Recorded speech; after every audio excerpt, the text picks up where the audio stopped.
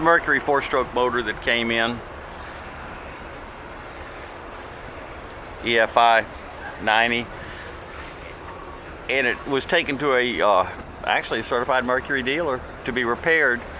And they put a new starter on it because the starter had broken and never quite addressed the problem on why the starter was broken. It came into us and they said, well, we just put a new starter on it. They don't seem to be able to figure out what's going on with it.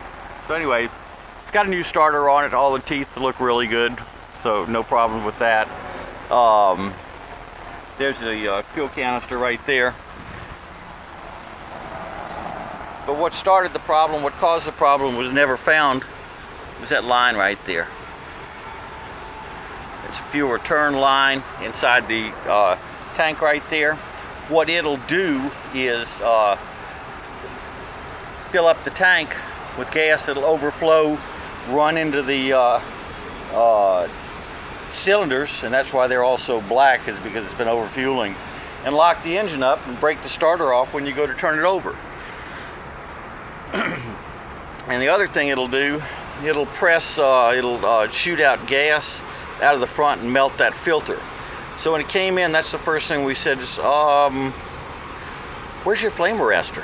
He said, well, I picked it up and they said I didn't need that, and we've never seen one like that before. I said, oh, really? Really? Anyway, they've updated it so it's not it'll melt, and now it's stainless steel mesh, and they're quite expensive, but you really need one. So what was happening is the tank was overfilling with gas because that line was broken, and then it flooded the cylinder. It also pumped it out the front, which melted that, and also broke the starter, which was replaced. So where we go right now is put a new one of those, get another filter, new spark plugs, and also, best chance in the world is we've got contaminant in the gas, in the oil, just because there's been so much excess fuel that's been running in the engine. So we should be able to take care of this.